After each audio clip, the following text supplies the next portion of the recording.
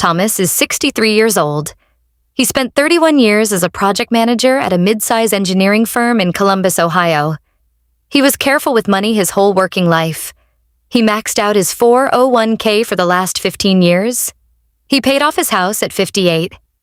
He and his wife, Karen, have $820,000 in retirement savings, more than most Americans will ever accumulate. By every visible measure, Thomas has won. Last spring, Thomas retired. He and Karen had a plan: live on $58,000 per year from their investments, claim Social Security at 70 to maximize the benefit, travel a little, finally use the kayaks that had been sitting in the garage since 2019.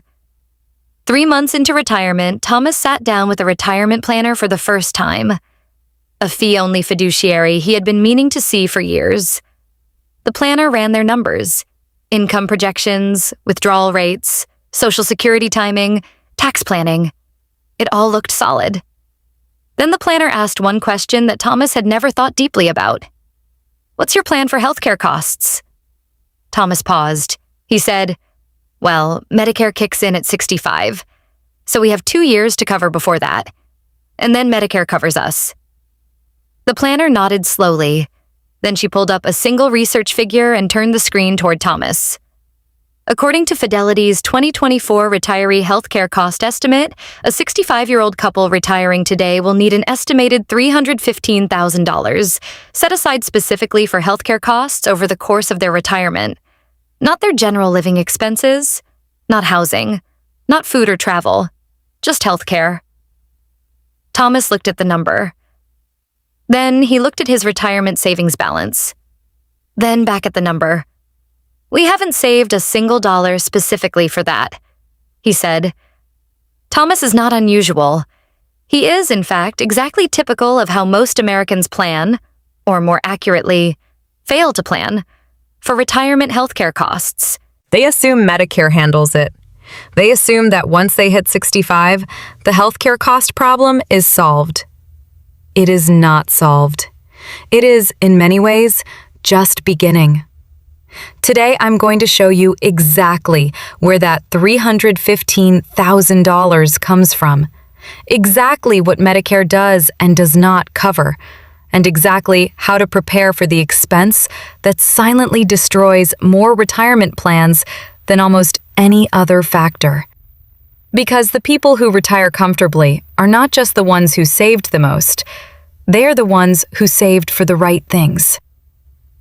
Before we go any further, I want to be precise about this number because it is easy to hear $315,000 and either dismiss it as alarmist or accept it without understanding what it actually represents.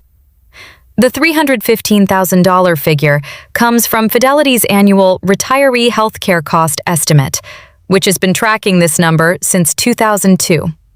The 2024 figure applies to a 65-year-old couple in average health retiring today with Medicare Part B and Part D coverage and no employer-sponsored retiree health insurance. It breaks down across several distinct categories. Category 1. Medicare premiums. Medicare is not free. Most people don't know this. Medicare Part B, which covers outpatient care, doctor visits, preventive services, and medical equipment, charges a monthly premium. In 2025, the standard Part B premium is $185 per month per person. For a couple, that is $370 per month, $4,440 per year. Medicare Part D, prescription drug coverage, adds an average of approximately $55 per month per person in 2025, depending on the plan. For a couple, $110 per month, $1,320 per year. Many retirees also choose Medicare supplement insurance, called Medigap, to cover the gaps that original Medicare leaves open. We will go deep on those gaps shortly. A Medigap Plan G policy for a 65-year-old couple averages approximately $250 to $400 per month combined, depending on location and health. Premium costs alone, Part B, Part D, and a Medigap supplement run approximately $8,000 to $10,000 per year for a couple in 2025. Over a 20-year retirement, premiums alone account for roughly $160,000 to $200,000 of the $315,000 figure, and that is before a single medical service is rendered. Category 2. Out-of-pocket costs. Medicare has deductibles, co-pays, and co-insurance that many retirees are shocked to discover. The Medicare Part A deductible for hospital stays is $1,632 per benefit period in 2025. There is no annual limit on how many benefit periods you can have. For a serious illness requiring multiple hospitalizations in a single year, Part A costs alone can reach $5,000 to $10,000 out of pocket. Dental, vision, and hearing, three of the most common healthcare needs of people over 65, are not covered by original Medicare at all. A single dental crown can cost $1,500 to $3,000. Hearing aids average $3,000 to $7,000 per pair and last approximately 5 years. Annual eye exams, glasses, and any vision correction not tied to a covered disease are entirely out of pocket. Category 3. Long-term care. This is the category that most retirement plans completely ignore, and the one most capable of wiping out a retirement entirely. Long-term care includes nursing home stays, assisted living facilities, memory care units, and in-home care services. It is not medical care in the traditional sense. It is custodial care. Help with daily activities, bathing, dressing, eating, moving. Medicare covers short-term skilled nursing care under very specific conditions. It does not cover the ongoing custodial care that most people picture when they think of a nursing home. The median annual cost of a private nursing home room in the United States in 2024 is approximately $108,000. The median annual cost of assisted living is approximately $64,200. In-home care through a licensed agency averages approximately $30 per hour, which translates to roughly $60,000 per year for 40 hours of care per week. According to the U.S. Department of Health and Human Services, approximately 70% of Americans who reach age 65 will require some form of long-term care services during their lifetime. The average duration of long-term care need is approximately 3 years. For women, who live longer on average, it is often longer. 3 years of assisted living at current costs, approximately $192,000. 3 years of nursing home care, approximately $324,000. These numbers are not included in the Fidelity $315,000 figure for the base estimate. They represent a separate and potentially catastrophic cost layer on top of the standard healthcare costs. This is the complete picture of retirement healthcare costs.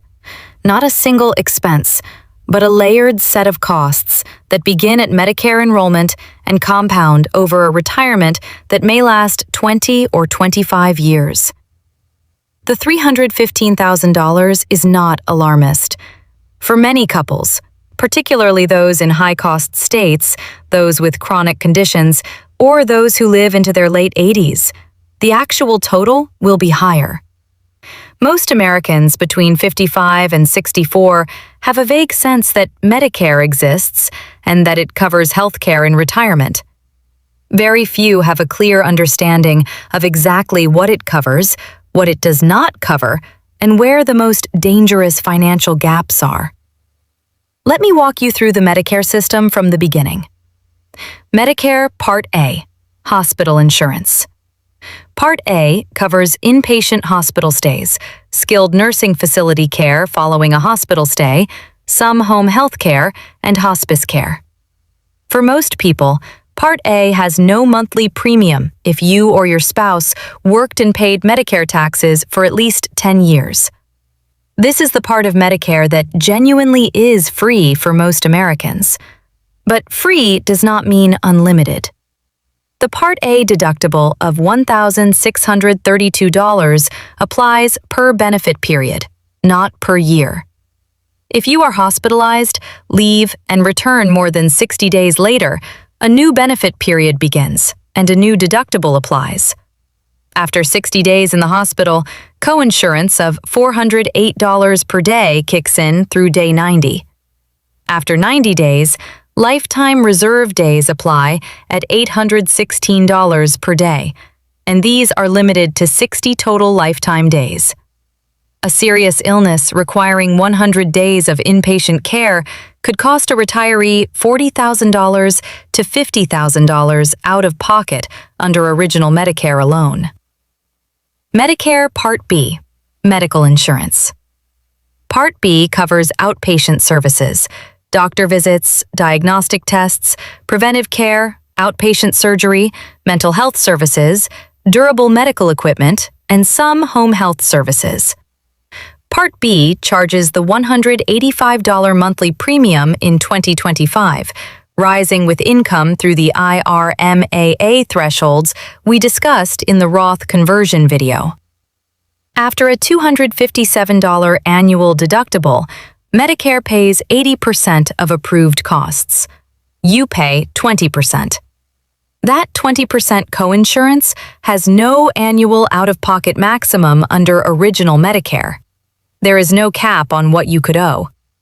A major surgery or extended treatment protocol where the total approved cost is $200,000 leaves you with a $40,000 bill after Medicare pays its 80%. This is the gap that Medigap insurance exists to fill. Medicare Part D, prescription drug coverage.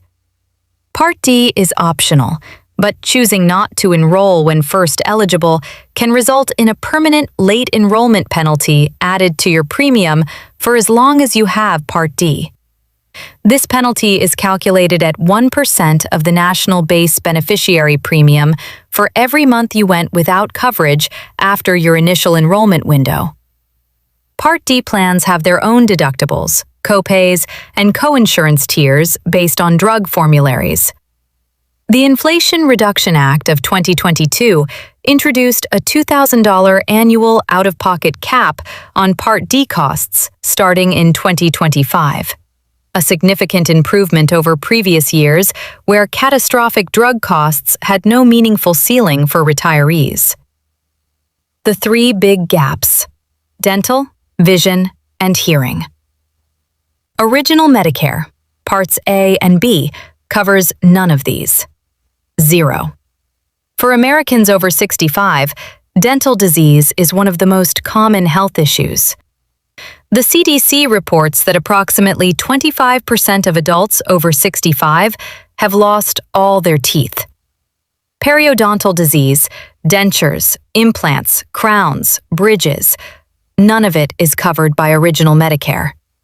Dental implants, increasingly the standard of care for tooth replacement, cost $3,000 to $5,000 per tooth. A full set of implants can cost $25,000 to $50,000. Vision correction and eye disease are also extremely prevalent in older adults. Age-related macular degeneration, glaucoma, and cataracts affect millions of Americans over 65. Medicare covers treatment for diagnosed eye diseases, but not routine eye exams, glasses, or contact lenses. Hearing loss affects approximately 2/3 of Americans over 70. The average cost of hearing aids is $4,000 to $7,000 per pair, with a lifespan of 5 to 7 years. Over a 20-year retirement, a retiree who needs hearing aids faces $16,000 to $28,000 in hearing-related costs that Medicare will not touch. Medicare Advantage, a different path. Medicare Advantage, Medicare Part C is an alternative to original Medicare offered through private insurance companies. Advantage plans must cover everything original Medicare covers, and often include dental, vision, and hearing benefits, as well as prescription drug coverage. In 2025, approximately 54% of Medicare beneficiaries are enrolled in Medicare Advantage plans rather than original Medicare. Advantage plans typically have lower monthly premiums than the combination of original Medicare plus Medigap. But they operate through networks. You must use in-network providers or pay more. And they require prior authorization for many services. The right choice between original Medicare with Medigap and Medicare Advantage depends heavily on where you live, the plan options available in your area, your health status, and your preferred doctors. There is no universal answer. But there is a universal mistake, and that is doing nothing, accepting the default, and ending up in whichever plan is easiest to fall into without understanding the cost implications. Medicare eligibility begins at 65, not 62, not 63, not 64, 65.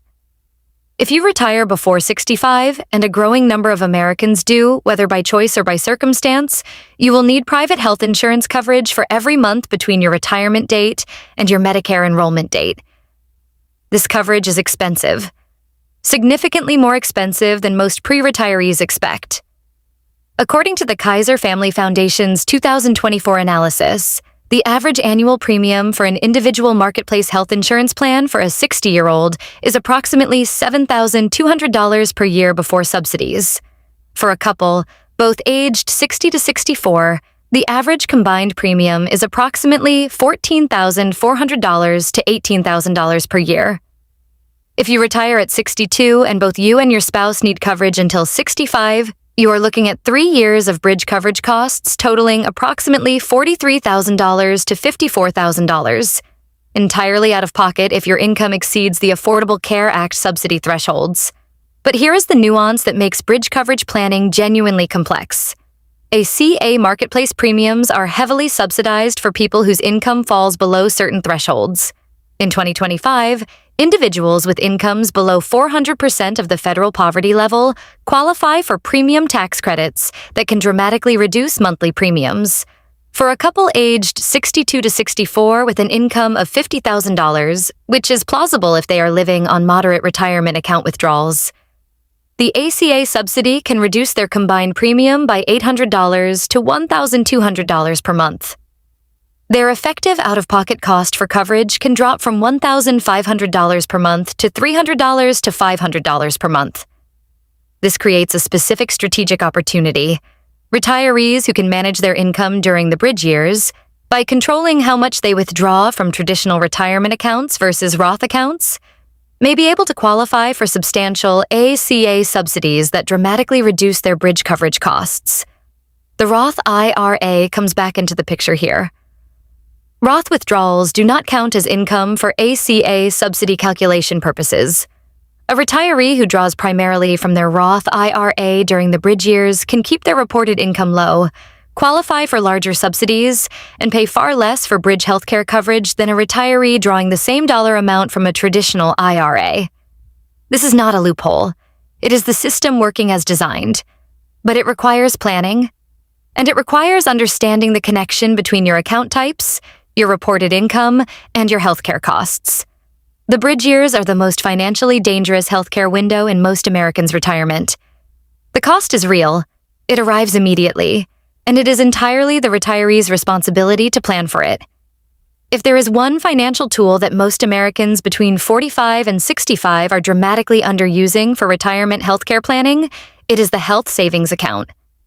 The HSA is the only account in the American financial system that offers what planners call the triple tax advantage. First, contributions are made pre-tax. They reduce your taxable income in the year you contribute, exactly like a traditional 401k. Second, the money grows tax-free inside the account, exactly like both a traditional IRA and a Roth IRA. Third, withdrawals for qualified medical expenses are completely tax-free. Better than a traditional IRA, which taxes withdrawals and equivalent to a Roth IRA, but without the income limits on contributions. No other account does all three. The 401k gives you the first. The Roth IRA gives you the second and third. The HSA gives you all three simultaneously, but only for medical expenses. In 2025, the HSA contribution limit is $4,300 for an individual and $8,550 for a family. Americans aged 55 and older can make an additional $1,000 catch-up contribution annually. To be eligible to contribute to an HSA, you must be enrolled in a high-deductible health plan, an HDHP. In 2025, an HDHP is defined as a plan with a deductible of at least $1,650 for individuals or $3,300 for families. Here is the strategy that most people miss. You do not have to spend your HSA money in the year you contribute it. The account rolls over indefinitely. There is no use it or lose it rule like a flexible spending account. You can contribute to an HSA for 20 years, invest the balance in index funds inside the account, let it compound tax-free, and then use it in retirement to pay Medicare premiums, dental bills, vision care, hearing aids, and virtually every other healthcare cost you will face. A couple who each contribute the maximum family limit of $8,550 per year, plus the $1,000 catch-up each once they reach 55, starting at age 45 and continuing to 65, with investment growth at 6% annually, would accumulate approximately $290,000 in their HSA by retirement. $290,000. Tax-free. Specifically available for the $315,000 in healthcare costs waiting for them. There is one important rule change at 65. Once you enroll in Medicare, you can no longer contribute new money to an HSA. But you can spend the money already in the account on qualified medical expenses, including Medicare Part B and Part D premiums, which is not true of most other pre-tax accounts. This makes the HSA uniquely powerful. It is a tax-advantaged savings vehicle that becomes a tax-free healthcare payment account precisely when you need it most. The tragedy is that most Americans who have access to an HSA-eligible health plan at work use their HSA as a spending account, paying their current medical bills with it every year instead of letting it accumulate. They treat it like a checking account when it should be functioning like a retirement account. The correct strategy, for anyone who can afford to do so, is to pay current medical expenses out of pocket and let the HSA compound untouched for decades. Save your receipts. There is no time limit on reimbursing yourself from your HSA for a qualifying medical expense, meaning a $300 doctor's bill you paid out of pocket in 2025 can be reimbursed tax-free from your HSA in 2040. I want to spend time on the part of the healthcare cost conversation that most people shut down before it starts: long-term care. I understand why people avoid it. It forces you to imagine a version of yourself that is vulnerable and dependent. It requires confronting a future that nobody wants to visualize. It involves spending money today on a problem that may never arrive. But the math does not care about our discomfort. So let's look at it. As we established earlier, 70% of Americans who reach 65 will need some form of long-term care. The average need lasts approximately 3 years. The cost ranges from $60,000 per year for assisted living to $108,000 per year for a private nursing home room. Medicaid, the joint federal-state program for low-income Americans, does cover long-term care. But to qualify for Medicaid's long-term care benefit, most Americans must spend down their assets to very low levels. In most states, below $2,000 in countable assets. This means that for middle-class and upper-middle-class retirees, people like Thomas and Karen with $820,000 in savings, the path to Medicaid coverage for long-term care requires spending nearly all of their retirement savings first. This is the scenario that sends one spouse to a nursing home and leaves the other financially devastated. It happens every single day in America. There are 3 primary strategies for addressing long-term care risk. Strategy 1. Traditional long-term care insurance. Standalone long-term care insurance policies provide a daily benefit for covered care services, typically $150 to $300 per day, for a defined benefit period, usually 2 to 5 years. The challenge: premiums have risen dramatically over the past 20 years as insurers underestimated how long policyholders would live and claim benefits. Many insurers have exited the market entirely. Policies purchased today are significantly more expensive than policies purchased a decade ago. The ideal age to purchase a standalone long-term care policy is between 55 and 65, early enough that premiums are still manageable, late enough that you are not paying premiums for 30 or 40 years on something you won't need until your 80s. By age 70, premiums become prohibitively expensive for most Americans, and health requirements make many applicants uninsurable. Strategy 2. Hybrid life/LTC policies. A hybrid policy combines a life insurance death benefit with a long-term care rider. If you need long-term care, the policy pays those benefits. If you don't, your heirs receive the death benefit. Hybrid policies avoid the use it or lose it objection that makes traditional LTC insurance feel like a gamble. The premiums are typically higher than standalone LTC policies, but the coverage has guaranteed value regardless of whether long-term care is needed. Strategy 3. Self-insurance. For people with substantial assets, generally $2 million or more in liquid retirement assets, self-insuring long-term care risk is a legitimate strategy. They have enough reserves to absorb even an extended care need without financially devastating the surviving spouse. For most Americans, including Thomas and Karen with $820,000, self-insurance is a high-risk choice. 3 years of nursing home care at current costs would consume approximately $324,000 of their $820,000, nearly 40% of their retirement savings, leaving the survivor with $496,000 and ongoing healthcare expenses for the rest of their life. The conversation about long-term care insurance should happen no later than age 60. After that, the window to obtain affordable, insurable coverage narrows rapidly. Let me come back to Thomas and Karen. When Thomas left that meeting with the retirement planner 3 months ago, he was shaken. Not destroyed. Shaken. The way you feel when someone shows you a problem that has always been there, but that you've been walking past without looking at. He and Karen spent the following 2 weeks doing something they had never done together before. They went line by line through every healthcare cost they could expect to face in retirement. They got quotes for Medigap insurance. They researched Medicare Advantage plans in their area.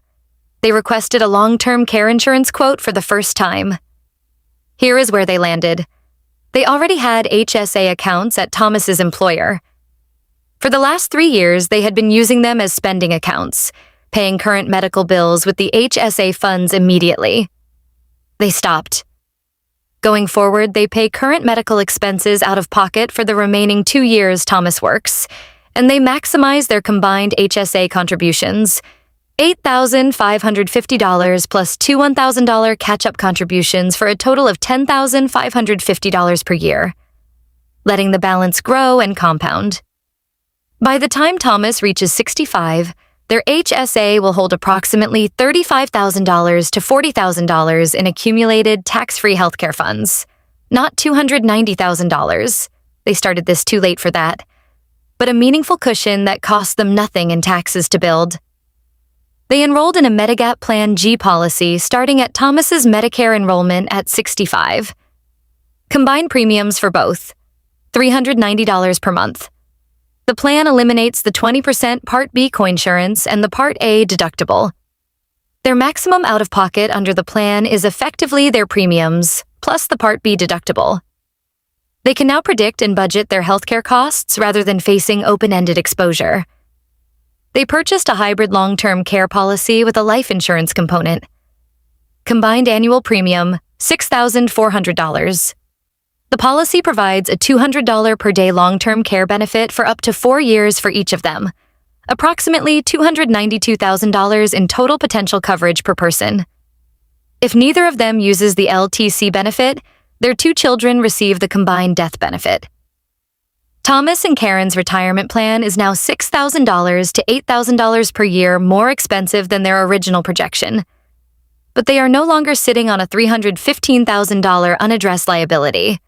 They have a plan, a budget line, and genuine coverage for the costs they will face. That is what financial security actually looks like. Not ignorance of the risk, understanding of the risk, and a deliberate choice about how to address it.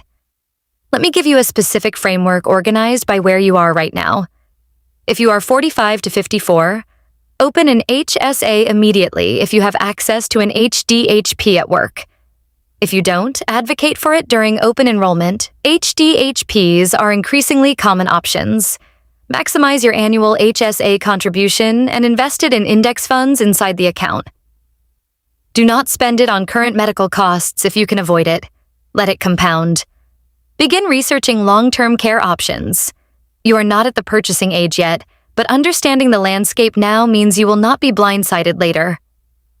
If you are 55 to 64, maximize HSA contributions, including the $1,000 catch-up. Build your HSA balance aggressively for the next 10 years. Get a long-term care insurance quote this year. Between 55 and 60 is the sweet spot. Premiums are still reasonable, and insurability is typically not an issue. After 65, options narrow dramatically.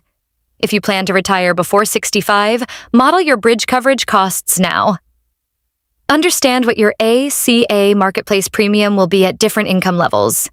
Consider how your account withdrawal strategy during the bridge years affects your subsidy eligibility.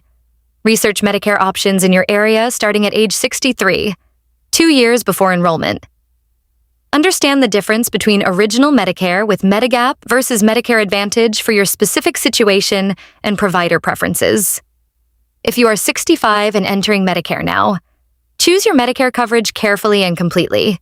Do not default to whatever is easiest.